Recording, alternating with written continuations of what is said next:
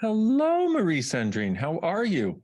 Very good. I'm so happy to be here with you to speak about your amazing book. So thank you so much to say yes to this book just translated in French. So it's Body Whispering. Yes, in French is Dialogue subtil avec le corps. Goodness. I heard Veuve Clicquot in there. The widow. Oh, I probably shouldn't say that, huh? If you speak French, you know that it means the widow Clicquot. And forget what I said. Go with what you said. It was beautiful. Yeah, so this book is, I don't know how to introduce really itself because it's so a different book that everything we can learn or read about bodies. So you have your own way to speak about bodies, about healing, about energy. And this is a gift to have you today.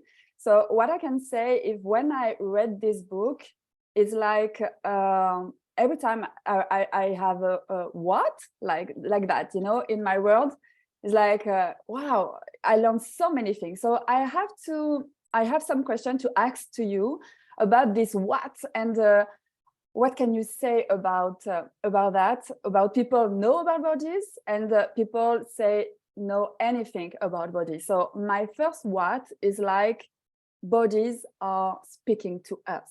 Like what? So what can you say about that? I love it. What? Wait, what are you talking about?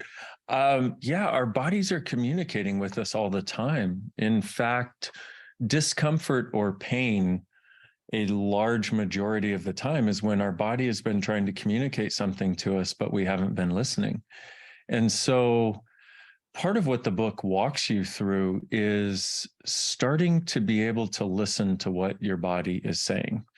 And, you know, this idea of being a body whisperer is somebody who actually realizes that your body communicates, but not in words. It communicates in subtleties of energy. You know, you get like a ouch or a, you know, something where it's like, wow, this doesn't move as well as it used to. And then you ask your body, what is it? What do I do with it? Can I change it? And if so, how do I change it? But it starts, and one of the beginnings of this conversation is by asking your body for the things that concern it. And you might feel like you're crazy at first because it's things like, hey, body, what would you like to wear today? Or body, who would you like to hang out with? Body, what sort of movement would you like to do? Body, what would you like to eat? Because your body's the one wearing the clothes. Your body's the one having sex. So like, body, who would you like to have sex with? Rather than, hey, they're so cute, it's going to be good, you know? And I can say sex because French people actually like sex, which is really weird if you look at the rest of the planet. But that's a story for another time. And so it begins by real gently recognizing that your body is communicating, and that if we'll listen, it will show us everything we need to do to change how it looks, change how it feels, or acknowledge how it looks and acknowledge how it feels as a gift as it is right now. Yes, wonderful. And when you speak about that, and when we read the book, is like this is something we acknowledge. Like sometimes we think it's for others, or we have to like make studies or have some precise capacities to access to this acknowledgement. But this book is really to invite people to acknowledge what they know with their body and begin something different with their body. That it's, and that really is what the invitation is. It's like, if you have a body, this book will contribute to you, you know? And, you know, if you look around the world, a lot of people don't very often acknowledge their bodies. Even the people that are, you know, there are some people who are into working out or dancing or sports. And a lot of times though, it's like they do it from this force, you know, where this mental sort of, I'm doing it from here. I'm going to go work out today because I must, in order to look as the way I want to look.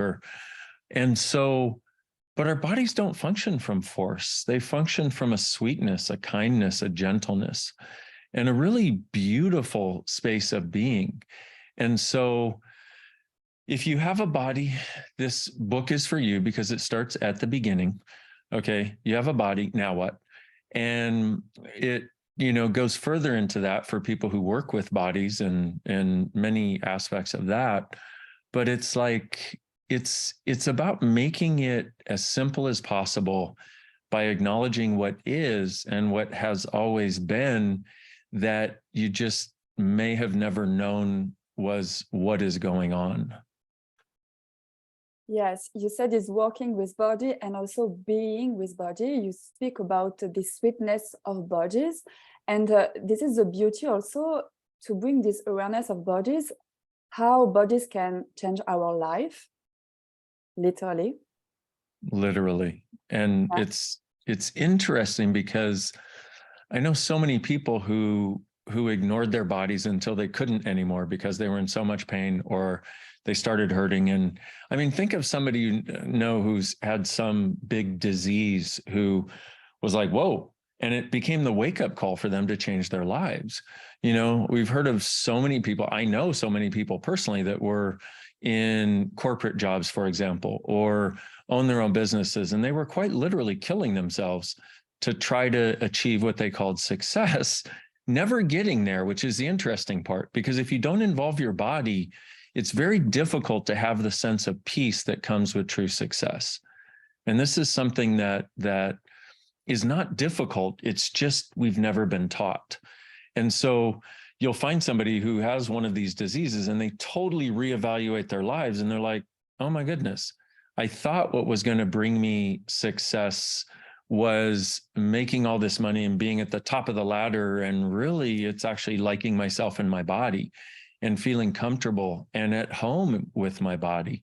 And that's part of the invitation of the book also, is how do you get to that place where you can be comfortable in your body, be at home in it, but also change the things that aren't working, change the places of discomfort, begin the change of what's creating the dis-ease for your body, and have the sense that your body is actually a gift.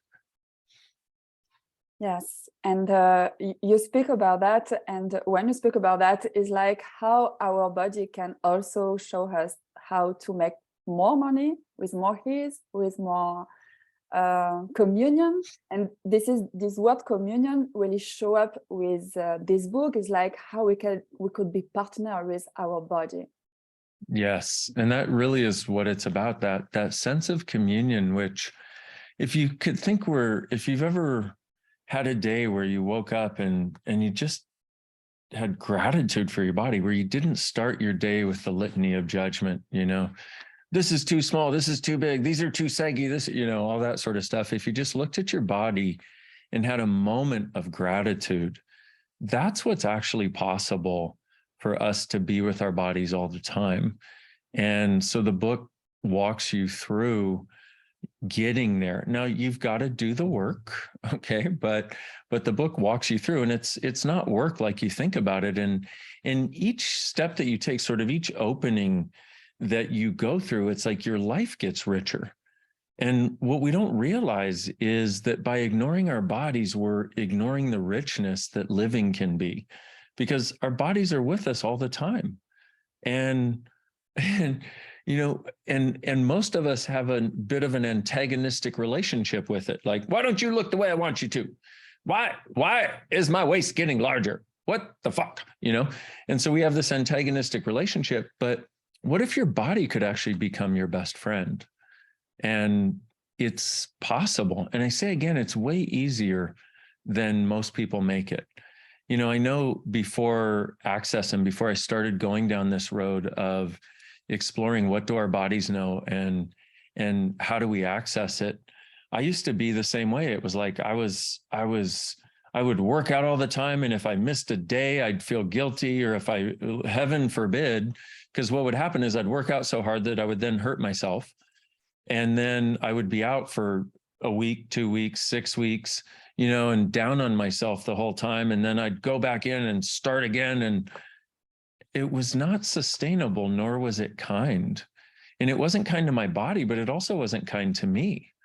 And so what's available with this sense of communion is actually walking through the world with a sense of kindness for you, but also kindness for your body. And I say again, most of us don't realize how dynamically our judgments of our bodies are affecting our lives, and our sense of separation from our bodies are affecting our lives. It's kind of like if you've ever had a really good friend and somehow you get in an argument and you guys don't like each other anymore for a while, how it feels like your life is less rich. Like there's something that's just off and you can't quite get your life into that zone of gratitude and intense joy that it may have had before.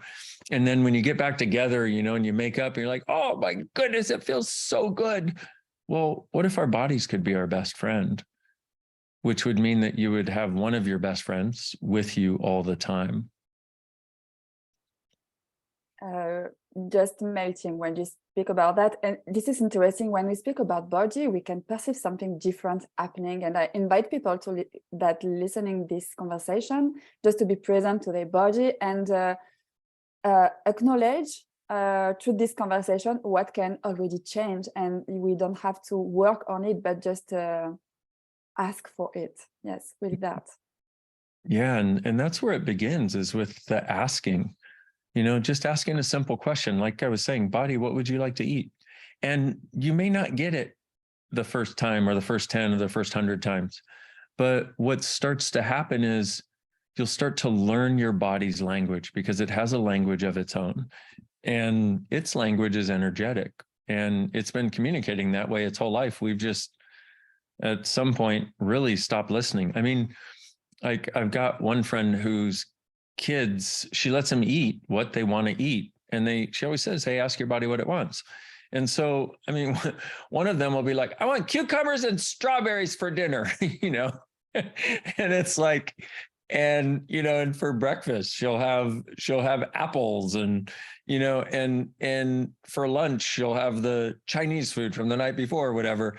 And it's like, and she's got total ease with her body, you know, and she never has low blood sugar. She never has anything, regardless of how much or little she eats, because she's asking her body.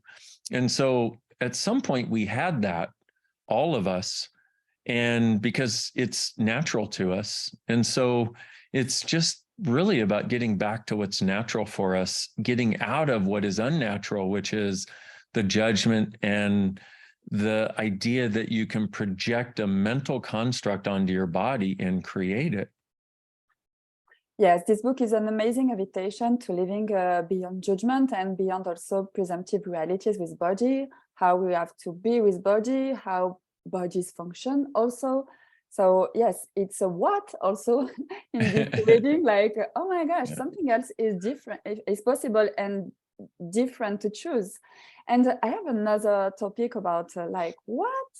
It's not everything happen with our body is ours. This is that is one of the biggest whats that there is.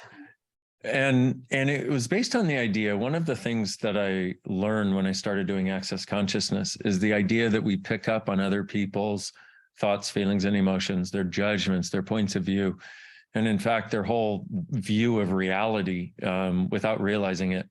And nobody's ever taught us, so we're so aware of it, we think it's ours. And as I started working with bodies from this energetic perspective and started changing my perspective from that more mental, physical, that your body is just all physical and everything that happens is physical. And I started looking from the energetics with this awareness of the freedom I had gotten by asking this question, who does this belong to? Or is it mine? And so that works with things in your head or things in your body. And so with the things in your head, I realized that almost nothing that went through my head that was solid was mine. And I was like, whoa, that's interesting. And so we have this tool in Access, ask who does this belong to every thought, feeling, and emotion you have for 3 days. At the end of 3 days, you'll walk around like you're in a walking, talking meditation, because you've broken the machine that makes you think that everything is yours. Well, I did that several times. And in working with people on their bodies, I started realizing that it's not just mental stuff that is not ours, that we're actualizing, which blew me away, because I'm sorry, like the pain you're experiencing may not be yours. That I seriously, I still go, what? With that, because it's such a strange and bizarre and different concept. And I was working with one guy who had this intense back pain. I'd been treating him for months. It was going nowhere. And I got this tool. Who does this belong to? And I thought, well, I don't know what else to do. So as he was lying down on the table, trying to relax, to lie down so I could treat him. This is back when I was a chiropractor doing chiropractic. I said, hey, who does this pain belong to? And he pushes himself up and looks over and goes, my wife. And I was like, what? And literally, that's like my eyes got really big and I was like, what? And he told me this story about his wife who had this terrible back pain after an accident and they didn't know what to do. And so the doctor suggested surgery. She had a laminectomy, which is a really intense back surgery, and she was in more pain afterwards, to the point where only morphine would take away the pain. And morphine is a really strong drug that you only give if somebody is in excruciating pain. And she was walking by him in pain one day, and he thought to himself, I would do anything to take away her pain. Well, she started getting better over the next few weeks. And over the next couple of weeks after that, his back pain started hurting and he didn't do anything to hurt it. Once we got to this, I got him out of 98% of his pain that one day in one session. And I had been treating him for 6 months. So it made me realize things are not what I thought they were. And this is one of the other things we have to realize is things are not what you think they are. And if you've looked at, or tried a particular thing to change something, and you've done it for longer than maybe a month or two and it's not changing, that's not what it takes to change it. So ask, hey, body, what's it going to take to actually change this? And there was one lady who was overweight from her point of view. She really wanted to lose weight most of her adult life. And she would go on a diet, lose weight, and then go off and gain weight back. A typical story that a lot of people have. And she got this tool and she said, hey, body, what's it going to take to finally lose this weight? And she was walking by these people in a park and she heard them talking about this diet-like thing, this way of eating, and her body just about jumped over the park bench to get to them. And she's like, excuse me, what was that? And they told her, and she started doing it, and she started dropping weight and just kept dropping and dropping and dropping. But it was because she was finally doing what her body wanted, because she had asked her body. Now, did she think her body was communicating with her? No. She just asked because she's like, I don't have anything to lose. Body, what do you want? Well, body, what's it going to take to change this? And her body actually showed her. So there are many ways in which our bodies can tell us what they require to create the result that we and they desire. Wow, and you have this beautiful sentence in the book is asking always open doors, and it truly is for ourselves, and also when we work with bodies. Like you spoke about, also to be chaotic and not in order, thinking, etc. When we ask a question and we don't look at logical thing, magic can show up with body too. That, and this is practice. When we're willing to be chaos. See, chaos is the thing that creates miracles in the universe. I thought forever that my job was to bring order to a chaotic world. And I actually realized that everything that sticks and is solid and doesn't move and doesn't change is order. And so that blew my mind. That was another what? And when I realized that our bodies function from primarily chaos with the slightest bit of order to contain it. And what we try to do is we try to order it, to control it, to undo everything we've decided can go wrong, which is why there's so many supplements and drugs and blah, blah, blah, blah, blah. And if we can return to our body's natural sense of being able to move and change quickly, it's amazing what they can do if we're willing to get out of the way with our minds that we're using to try to control. Yes, and this is a beautiful invitation for people to begin acknowledge the body whisper they truly be. So I invite you so much to discover this book in English, in French, also in Dutch. And also we have other invitation upcoming. So there is this class, is body whispering.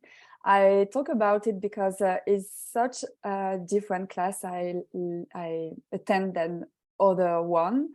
It's directly this energy of this book and also so much more. For me, who know about body process, like receive body process, it's like an energetic body process during 3 days. So could you say some word about this class upcoming in April from 1st to 3 April? Yes, I'm excited about it. It's been a while since I've done a body whispering class, and each one is unique based on what's going on for people in their bodies at the time, and I don't know about you, but I've heard so many people in the last couple of months who are talking about their body problems who are like, can you please help? I've got, I'm like, goodness, what is going on in the world right now? And what's funny is that's usually when I go, oh, it's time for a body whispering class. And so what this class is it doesn't follow the book, quote unquote, but it covers a lot of what's in the book as we go, just naturally, organically. There's no script, there's no, what we do is we get together in a room and online around the world, and we see what our bodies are saying and how we can access it. And people get to ask questions about what's going on for their body. And one of the gifts of that is somebody will say, I've got this going on. And, they've been looking from this place about it's wrong or it's this. And like in one class, a lady asked about, she had this digestive thing that she had had for years.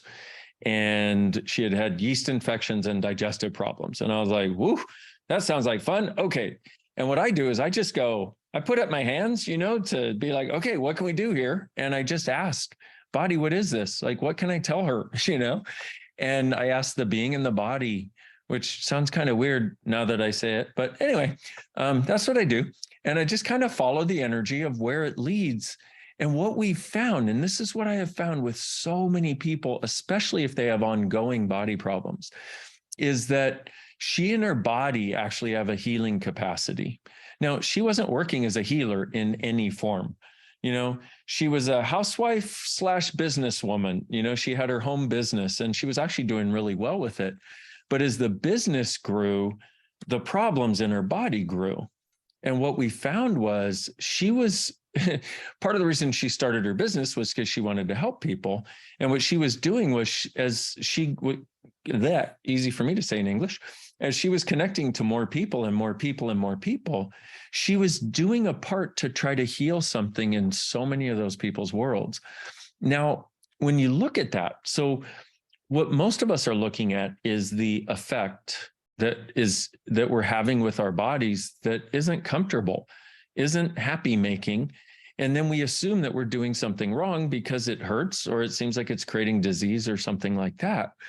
And most of the time, what I find is if we can turn that 180 degrees, I mean, looking at it from what actually is, what we usually find is that there's a capacity underneath it that we in our bodies have that nobody's ever talked to us about. And in her case, it was a healing capacity that she had never acknowledged. And so what happened was she was trying to heal more and more and more people.